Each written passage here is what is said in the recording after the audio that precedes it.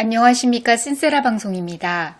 세상에는 명백한 유죄의 증거에도 불구하고 죄 있는 자를 죄 없다 하는 어이없는 판사들이 있습니다. 그들은 악하고 더러운 욕망과 사상을 따라가며 불의한 판결을 내립니다. 고대 이스라엘도 마찬가지였습니다. 이스라엘 대원자들은 폐역하고 도둑과 짝하며 뇌물을 사랑하는 불의한 판사들을 고발하였습니다. 반면에 하나님은 공의로우신 판사이십니다. 하나님의 왕국에서 하나님은 입법, 사법, 행정의 모든 권한과 절대 권력을 가지고 계십니다. 그리고 인간들이 세운 그 어느 정치 체제보다 하나님의 왕국은 공의롭습니다. 공의로운 판사들이 법리대로 판단하는 것처럼 하나님은 진리로 판단하십니다. 따라서 하나님은 죄 있는 자를 죄 없다 하지 않으십니다. 첫째, 로마서 1장에서 바울은 모든 이방인들이 유죄임을 선언합니다. 이방인들은 하나님을 알고 있음에도 하나님을 영화롭게 하지 않고 하나님의 진리를 바꾸어 놓았으며 하나님의 지식을 거절하였습니다. 하나님은 이방인들의 양심 그리고 창조 세계를 통해 자신을 이방인들에게 계시하셨습니다. 하지만 이방인들은 헛된 생각과 사상, 철학으로 거짓을 추구하며 이러한 헛된 이데올로기를 우상 숭배함으로 하나님의 진리를 거부하였습니다.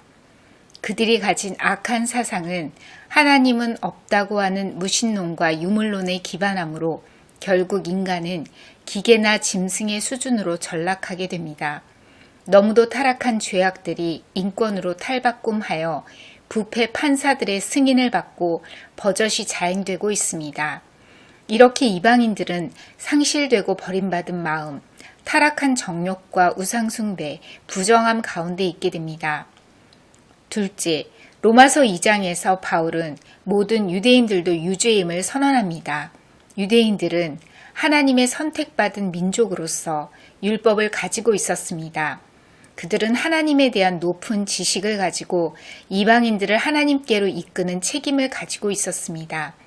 하지만 유대인들은 율법을 지키지 못했고 이방인들을 영적 소경이요 어두운 가운데 있는 어리석은 자로 무시하였습니다. 게다가 하나님의 독생자를 십자가에 못 박도록 내주었습니다. 유대인들은 자신을 특별하다 생각했지만 하나님은 그들도 하나님의 진리대로 심판하십니다. 셋째, 로마서 3장에서 바울은 모든 사람이 다 유죄임을 선언합니다. 모든 사람은 다 거짓말쟁이이지만 하나님은 진실하십니다. 인간의 불신앙이 하나님의 신실하심을 무효화시키지 못합니다. 그 누구도 하나님의 진실 앞에서 핑계할 수 없습니다. 모든 사람이 유죄 판결을 받았으나 하나님께서는 사면의 길을 열어주셨습니다. 하나님은 공의로우신 판사이기 때문에 사면에는 대가가 필요합니다. 그 대가가 바로 하나님의 독생자 예수 그리스도의 십자가 피 흘림과 죽음 그리고 부활입니다. 예수님께서 대신 형벌을 받으신 것을 고백하고 그분께 나아가는 자들은 죄의 형벌로부터 사면받고 영원한 생명을 얻습니다. 오늘은 여기까지입니다. 경청해 주셔서 감사합니다.